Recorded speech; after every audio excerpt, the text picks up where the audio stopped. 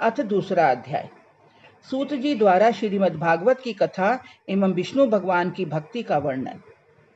व्यास जी कहते हैं कि मुनियों के इस प्रकार प्रश्न करने पर सूत जी ने प्रसन्न हो उनके वचनों की प्रशंसा करके कहा, हे मुनीश्वरों, बुद्धिमान श्रोताओं, जब श्री व्यास जी के उपदेश से कर्म मार्ग में न प्रवृत्त होने वाले श्री सुखदेव जी संन्यास लेकर वन की ओर जाने लगे, तब उनके वियोग से दुखी होकर श्री व्यास जी ने हे पुत्र कहकर जो पुकारा तो वह न लौटे, किंतु अपने योग बल से वृक्षों में प्रवेश कर पिता का स्नेह छुड़ाने के लिए वृक्ष द्वारा ही बोले कि कहिए क्या आज्ञा है। तब ऐसे तेजस्वी जो सुखदेव मुनि थे, मैं उन्हें प्रणाम करता हूँ। उन महात्मा ने संसारी जनों पर दया करके संसार रूपी निविड़ अंधकार को दूर करने एवं समस्त वेदों के सारांश रूप ज्ञान को प्रकाशित करने वाला, समस्त पुराणों में जो गुप्त जो श्रीमद् भागवत नाम से विख्यात है, उसे आप लोगों के सामने कहता हूँ। परंतु इसके पहले समस्त मुनियों के गुरु उन सुखदेव जी को प्रणाम करके उनकी शरणागत हो रहा हूँ कि जो व्यास जी के एकमात्र प्रिय पुत्र थे। फिर नरों में उत्तम श्री नारायण जी को और सरस्वती और व्यास जी को प्रणाम करके श्रीमद् भागवत शास्त्र का वर्णन करता हूँ। हे मुनियों, आप लोगों ने यह लोक का कल्याण करने वाला बड़ा उत्तम प्रश्न मुझसे पूछा है। श्री कृष्ण जी के संबंध में किया हुआ यह प्रश्न चित्त को प्रसन्न करने वाला और विष्णु भगवान में भक्ति उत्पन्न करने वाला है। जो इस प्रकार से श्री विष्णु भगवान में भक्ति करता है, वह शीघ्र ही वैराग्य को उत्पन्न कर उपनिषदादिक के ज्ञान प्राप्त कर लेता है।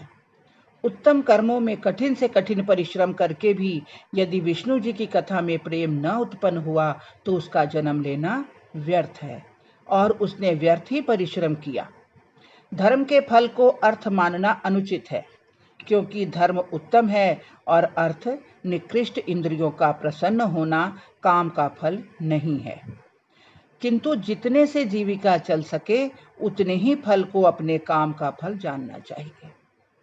जीवन का उत्तम फल यही है कि मनुष्य तत्ववेत्ता होवे। अद्वैत ज्ञान को ही तत्वज्ञानी लोग तत्व कहते हैं और उसी को उपनिषदों में ब्रह्म कहा गया है। उसी को स्मृतियां परमात्मा कहती हैं और पुराणवादी उसी को ईश्वर के नाम से संबोधित करते हैं। परंतु जो श्रद्धालु मुनिजन हैं, वे अपने वेदांतिक श्रवण ज्ञान की प्राप्ति से ज्ञान और वैराग्य सहित भक्तिवश उसी तत्व में अर्थात समस्त पदार्थों में एक परमात्मा का ही मान करते हैं। द्विजोत्तमों, अपने वर्णाश्रम धर्म के अनुसार धर्म पूर्वक किया हुआ धर्म का फल विष्णु का प्रसन्न होना है। अतः देवताओं के स्वामी विष्णु को सावधान मन से जपना और उनकी पवित्र लीलाओं को कहना और सुनना चाहिए। इस प्रकार ध्यान और पूजन करते हुए बड़े बड़े संकट कट जाते हैं।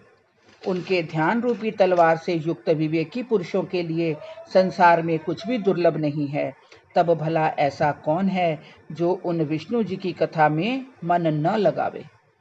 हे ब्राह्मणों, निष्पाप पुरुषों को तीर्थ सेवन तथा संतों की सेवा में धर्म में श्रद्धा होती है और श्रद्धा से विष्णु जी के चरित्रों को सुनने की इच्छा होती है तथा इस प्रकार विष्णु जी की कथा में उनका दृढ़ प्रेम हो जाता है। फिर तो इस प्रकार भगवान के चरित्र को कहते सुनते और पुण्य संचय करते उनके हृदय में श्री कृष्ण जी सर्वदा के लिए बस जाते हैं। फिर उन्हें कामादिक वासनाएं नहीं सताती।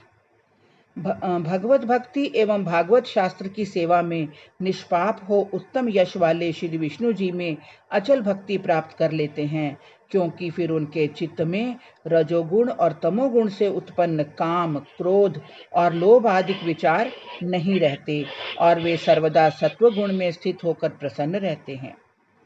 श्री विष्णु जी की भक्ति और श्री विष्णु जी का ज्ञान मनुष्य को मुक्ति और प्रसन्नता देने वाला है।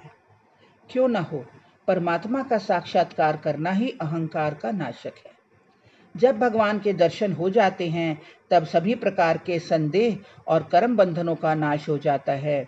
इसी कारण विद्वान जन चित्त को प्रसन्न करने वाली श्री विष्णु जी की भक्ति को सर्वदा बड़े प्रेम से करते और सुनते तथा तदनुकूल आचरण करते हैं। सत्व, रज और तम ये प्रकृति के 3 गुण हैं।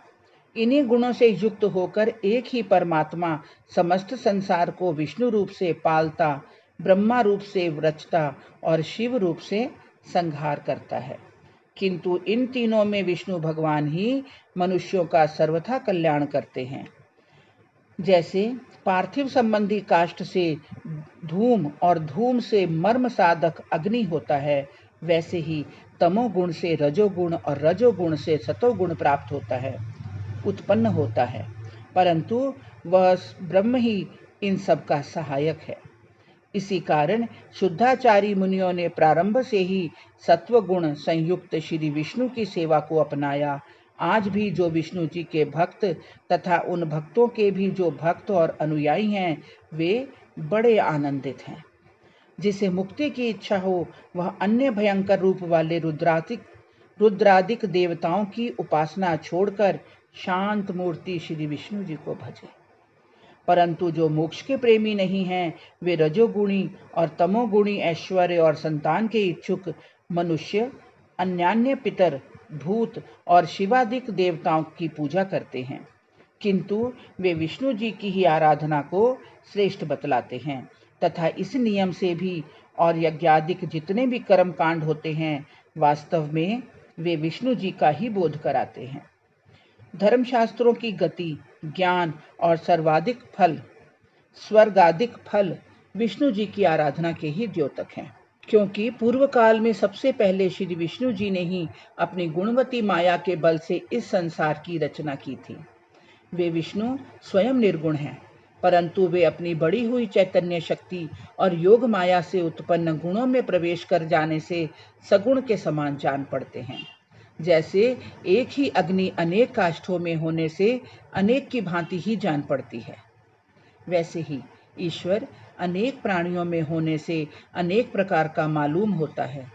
इसी प्रकार ये विष्णु जी अपने बनाए हुए प्राणियों में प्रवेश कर सूक्ष्म भूत इंद्रिय और मन आदि गुणमयी भावों से उनके गुण अर्थात शब्द, स्पर्श, रूप, रस तथा गंधादिक का भोग करते हैं। ये विष्णु जी अपनी योग माया से लीला हेतु अपने अनुरागियों को सुख देने के हेतु देवता, पशु, पक्षी और मनुष्यादिकों में अवतार लेते हैं। बोलो विष्णु भगवान की जय। कृष्ण बलदेव की जय। बांके बिहारी लाल की